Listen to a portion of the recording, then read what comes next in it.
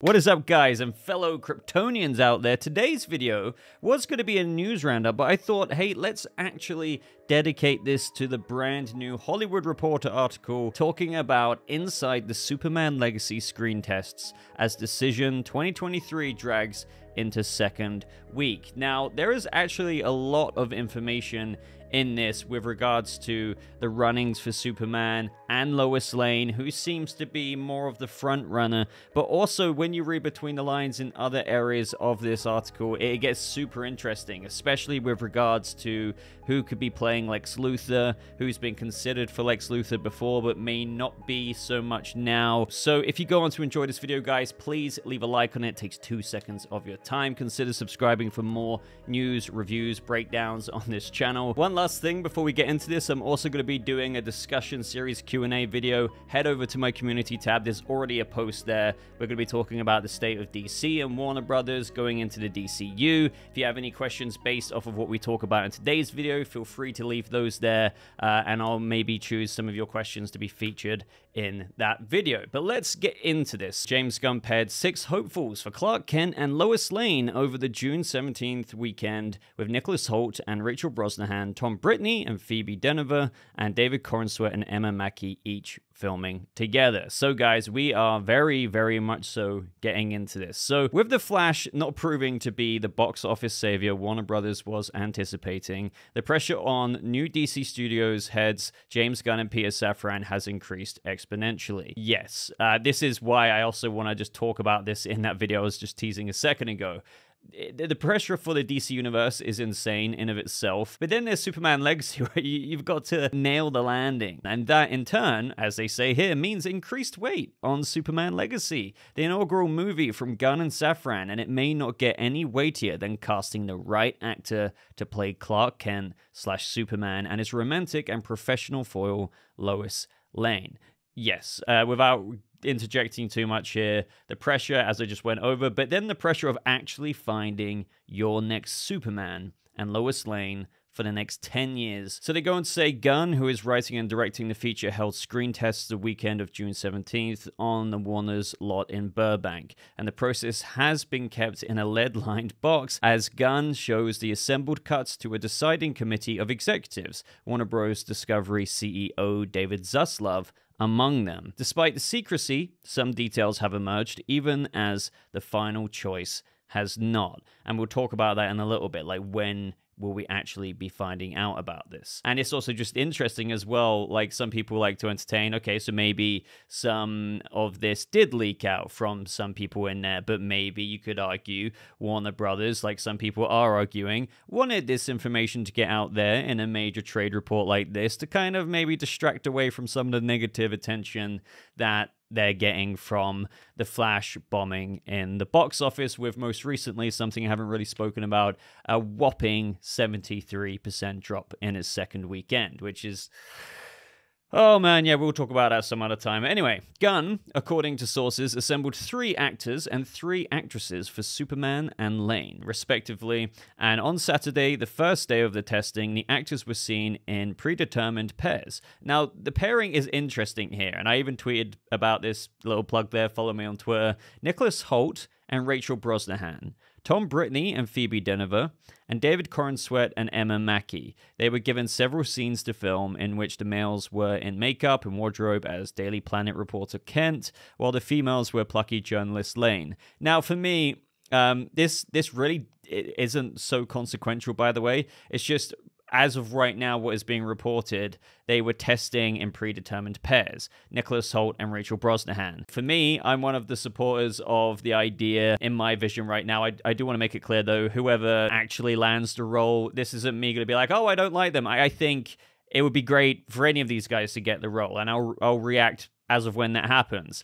But I'm just saying, Rachel Brosnahan, I would have loved to have seen it written up here that she was testing with David Corenswet, because I, like quite a few other people, really want David Corenswet and Rachel Brosnahan to be the new Clark Kent and Lois Lane. But then again, the pairing of David Corenswet and Emma Mackey, loads of people are loving that as well. Me included. It's just right now, just like maybe you have a preference, I have a bit of a preference, like, oh, I can't get Rachel Brosnahan out of my head with regards to David Corenswet as their Clark Kent and Lois Lane combination there. But I do see it in Emma Mackey as well, with whom he was paired up with instead of Brosnahan. But let me know what you think of these predetermined pairs and where they were testing. So up next, they go on to say, then on Sunday, Holt, Brittany, and Corenswet did another series of screen tests, and this is where it gets interesting, this time in costume as Superman.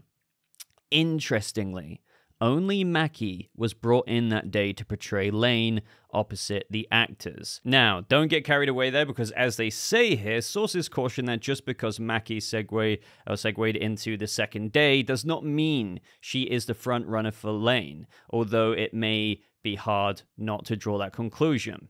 And I do get that, I do. They're kind of saying, make of it of what you will. Their sources are cautioning that just because Mackey is segued into the second day does not mean she is that front runner. But then again, it's kind of like, well, with the Sunday, Holt, Brittany, and Corenswet doing another series of screen tests here, this time in the costume as Superman, probably wearing some older suits, just like what we've had with Robert Pattinson wearing old suits, the same thing. Like, it happens every screen testing. You wear the archived suits, the one that actually fits best for you, albeit that Superman probably fits a little bit better than a bat suit. But what I was getting onto, on that Sunday, you had all of these guys going in for the Superman costume fitting and to play opposite Lois Lane, and it was only Mackey. Mackey, no matter what way you look at this, whether you think she's front runner or not, she was the one ultimately just chosen to come in the Sunday to portray Lois Lane opposite Corenswet, Brittany, and Nicholas Hoult. I do want to stress that don't jump to conclusions there, because for all we know, on the Monday, instead of Mackey coming in, it was just Brosnahan to play opposite Holt, Brittany, and Corenswet. And then the following day, it could be Denver. We don't know how this process is going. But let me know who your favorite pairing is there, or would you have wanted the pairings to be switched up? And what do you think of Emma Mackey being the only one to turn up as Lois Lane on the Sunday tests with the Superman actors in costume? Anyway, let's move on here. The search for Superman is a complex one. In Gunn's back to basics version, any choice has to be able to play the part of someone who is credibly a farm boy from Kansas, a reporter at a big city media outlet, and the Man of Steel, able to leap tall buildings in a single bound. The search brings back memories of the testing for the lead in 2011's infamous Green Lantern, in which actors had to play cocky pilot Hal Jordan and a mask-wearing space cop from the Green Lantern Corps. The casting came down to Ryan Reynolds and Bradley Cooper, but the linchpin was the mask. Some inside the studio preferred Cooper, but he fared poorly in the superhero costume tests. The same situation is very likely playing out on Legacy. Now, that's very interesting to consider. Gunn had an assembled cut of the screen tests by Wednesday to show to Warner's brass. A decision could come this week. So what they're saying there is a similar situation, or the same situation, is very likely playing out on Legacy. Maybe the studio think, give it to Nicholas Hoult, Gunn. Like, don't you think? And Gunn might be more like, but I like David Corenswet with Emma Mackey. I feel like they have the more better Clark and Lois energy and Superman energy. And that's not to say that Nicholas Hoult isn't good, but maybe you could argue, just for the sake of me hypothetically entertaining this, in the similar situation to Green Lantern, the studio might be like, oh, but Nicholas Hoult, he's maybe a bit more of a bigger name. He still gives off Clark energy, still gives off Superman energy. He works really well with Brosnahan, and even maybe with Emma Mackey. Please, Gunn, can you choose him? But Gunn still might be like, but I kind of want David Corenswet. Either way, I don't think it really matters. I think Gunn will get his pick. It's his movie. He is the creative guru that Zaslav hired to shepherd this new universe. It's just a fact. So as much as we like to take the mick out of executives taking over like they did to interfere with studios and cinematic universes, I don't think that will happen here. I don't think Zaslav's axe is going to be like on Gunn's neck, say, no, choose this person. We're choosing, not you. The faith will be put into Gunn. It's just she needs to kind of float it around the shop a little bit. And even with the Green Lantern example, they say some inside the studio preferred Cooper, but ultimately it still landed on Ryan Reynolds. And maybe a similar situation here, right? But it's not over yet, ladies and gentlemen, because they go on to say, and once the decisions on Kent and Lane are made, Gunn will quickly pull the trigger on the next wave. Sources say there is also a shortlist for villain Lex Luthor. Now, this is where it gets wild. Siblings Alexander and Bill Skarsgård have been mentioned as being on it, and it's not clear whether Holt, who was initially wanted for the part before deciding to try for Kent/Superman, would put himself in the running again. What? There are also other heroes to cast, such as members of a supergroup named the Authority. Part of a new storyline is Superman joining a world in which superheroes already exist. Okay, so let's break this paragraph down. So, soon as Gunn has got his Lois and Clark out the way, he's going to go ham on finding the next role. And we've heard about Lex for quite a while, but there is already a shortlist. Now, it's fascinating to learn here that is, as they say here, it's not clear whether Holt, who was initially wanted for the part, but according to the Hollywood Reporter here, they're saying, but instead he's kind of like, okay, fair enough, but I'm deciding to try for Kent/Superman. And would he put himself in the runnings again for Lex if, let's just say, David Corenswet got the Clark Superman role? That's fascinating because, again, we've heard about Lex for a while. I've always said, and look, I'm not saying that Nicholas Hoult would be a terrible Superman or Clark Kent. I am not saying that. And if that ends up being the pick over Corenswet, fair enough. But what I will say is, I've always said in all of these videos that I see Nicholas Hoult as more of a Lex Luthor in this universe with David Corenswet as the Superman, or even if somebody else was chosen as Superman, I will still be adamant that I think Nicholas Hoult would make a fantastic Lex Luthor. But apparently he decided to try for Kent/Superman, and again, would he put himself back in the runnings for Luthor? But the other bigger thing, guys, the other people on the shortlist is siblings Alexander and Bill Skarsgård. Talk about family dinner. Is this going to be interesting? Because let's just say they both want the part. It's like, hey, big brother, hey, younger brother, who's the better Lex here? Now, who do I see? It does seem like there may be some slithers of truth with regards to Skarsgård, or Bill Skarsgård, in the future DCU, because we've heard for the longest time, oh, is Bill Skarsgård going to be in Batman, the Brave and the Bold? There's something flowing out there. Oh, but then maybe he's being considered for something with Swamp Thing, but that didn't make so much sense because Swamp Thing is so long away. But maybe what the truth of the matter was is that Bill Skarsgård had a general meeting with Warner Brothers/DC, in where that's Gunn's role, right, to meet with talent, say, look, we might not have a role for you right now, but the whole point of this general meeting is that we meet up, see what characters you would maybe like to play, so we could kind of put a bookmark here. It's kind of like, as I said before, with Robert Pattinson, before the Batman was even being made, he met with Dylan Clark, the producer, hey, let's talk about this kind of thing. That kind of vibe. And here we have it again, and this is where the truth could be reflected. I'm not saying it is, because it is still not concrete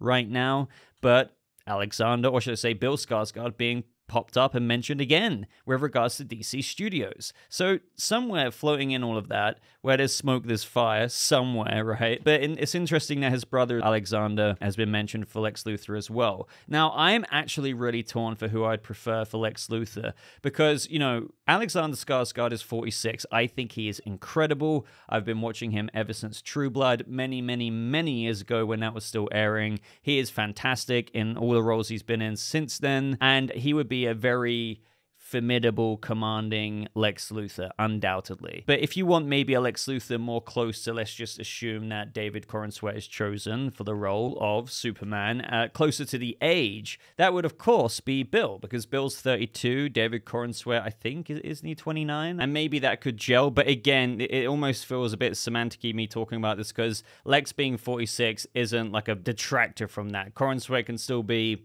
30, 31 by the time the film is coming out or so, and Alexander Skarsgård could still be an older Lex Luthor. I don't know why. There's something that I feel like gives it a little bit of a weird edge for me when Lex and Clark are a bit of a similar age, roughly. Normally, Lex is obviously a little bit older, but not drastically older. Now, I think a lot of people here, I can predict it, I've got to automatically say Alexander Skarsgård. And by the way, just to put it out there, I'm actually kind of right with you.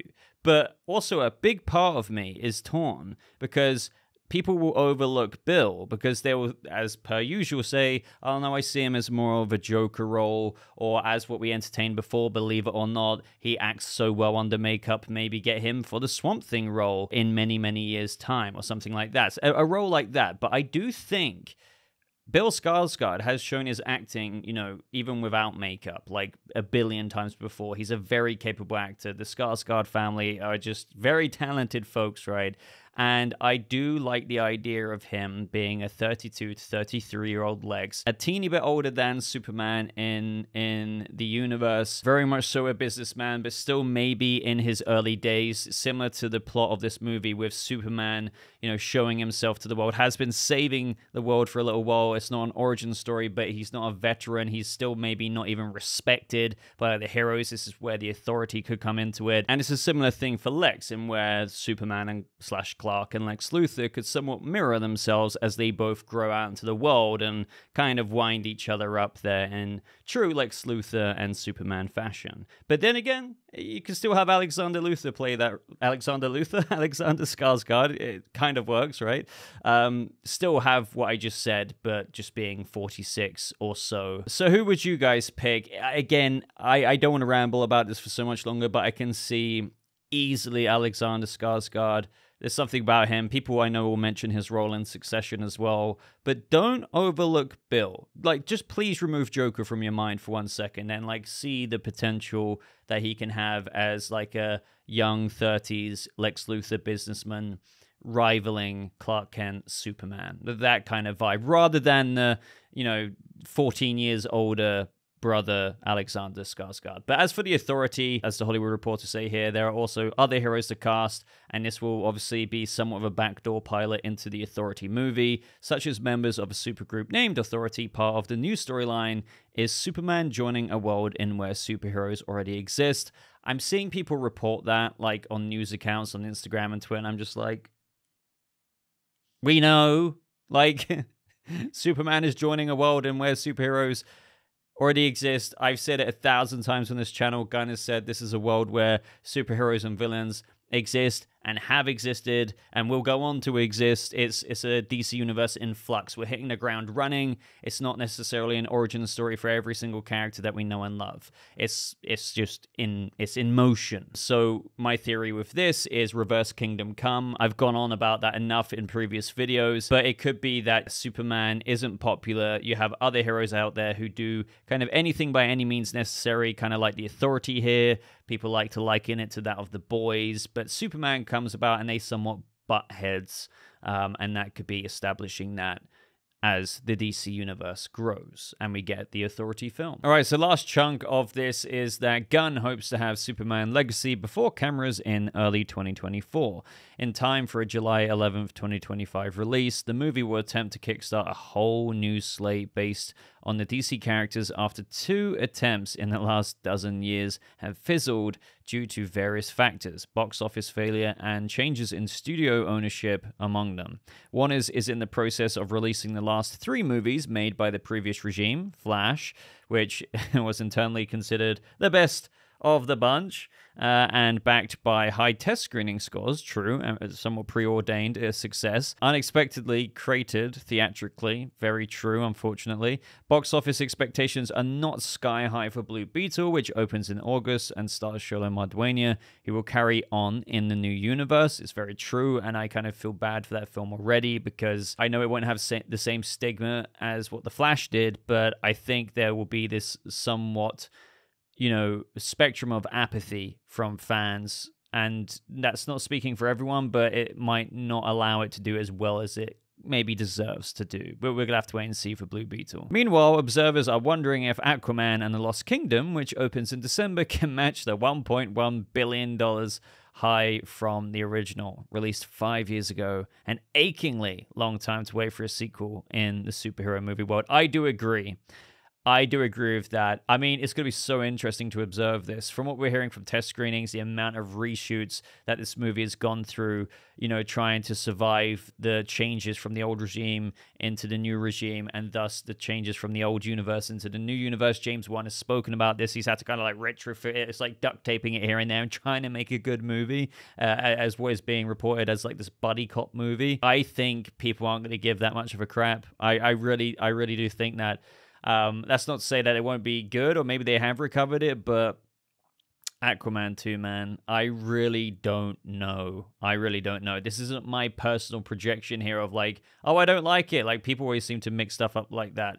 No, I want to see Aquaman 2. I love Jason Momoa. I'm just saying, yeah, projection-wise, obviously that doesn't exist right now, but my own projection is like, oh, God. Oh, God, these last remaining DC movies until the DCU.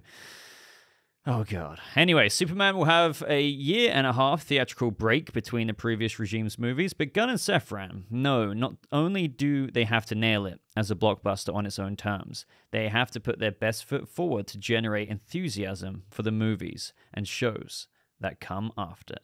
You couldn't be more correct there, because this first movie has to slap. It has to. And again, going back to pressure talk, this is a new DC Universe after a very, very vocal fan base has all kinds of opinions about the old one. Or like, even as you merge into a new one, why didn't you do this? Why didn't you keep on Cavill, this, that, and the other? Why are you keeping some things? And then as we merge and go on throughout that, you have this like disinterest with existing DC movie releases that are coming out, like The Flash, projected to do a lot more than what it has done. Absolutely flopping, like, to put it bluntly there.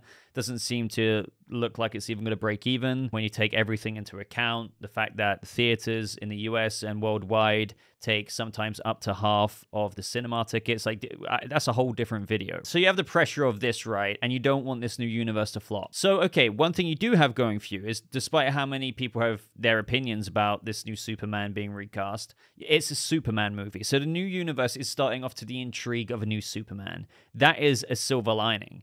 But there is the opposite to that silver lining is that there's a pressure, because as well, like Superman, silver lining, hey, new Superman movie. Oh, maybe Gunn actually did do a kind of good job. I mean, I may be pissed about what happened before. I wish it was still Henry Cavill, but like, new Superman, so it should make some money there. But if it's a bad movie, if it's a bit of a flop, I feel like it's like skimming a rock. The ripple effects into the new DCU, I don't think it will end just there, but it would just be catastrophic. It could be very catastrophic. So Superman Legacy has to slap. But anyway, guys, I think those are my ramblings for this, you know, Superman news that everyone was talking about yesterday. I'm only getting to it now. So I guess, first of all, let me know what you think of the predetermined pairs. But also, what do you think about Sunday, with how we had Corin Sweat, Brittany, and Nicholas Hoult turn up to do screen tests in costume as Superman, but this time only Emma Mackey popping up to portray Lois Lane opposite the Superman contenders. But then also how Nicholas Hoult was in the shortlist, apparently, to play Luthor, but opted to actually screen test for Superman, or at least try. But then again, we have Alexander and Bill Skarsgård being on that shortlist. And what could that mean? Who do you see as more of the Luthor there? Very, very intriguing things. And as for like a decision being met this week, I totally forgot to talk about that. Now, we could hear about it, but that, I think, will depend if a major trade like this gets a scoop on it. That's the thing. I don't know if they're going to want to officially announce it as soon as they, like, you know, choose who's going to be their new Superman and Lois Lane. But if it does get out, I think it will be in an article like this. Then again, you could still argue that it could have been drip-fed to the press deliberately. It's a tough thing to call, because I think Gunn doesn't want to, like, spit it out there left, right, and center. I think he wants to get his Lois Lane as Clark Kent / Superman. He wants to get his Lex Luthor. And yeah, like, maybe announce the castings. They could have maybe done that around Comic-Con. But with this stuff coming out, and with maybe a decision coming very, very, very soon for at least the main roles, and then you can kind of choose who you're going to build around those two actors you've chosen. So it's like, okay, we've got Lois Lane and Clark Kent. All right, let's now choose our Lex. Let's now choose Jimmy Olsen, etc., etc.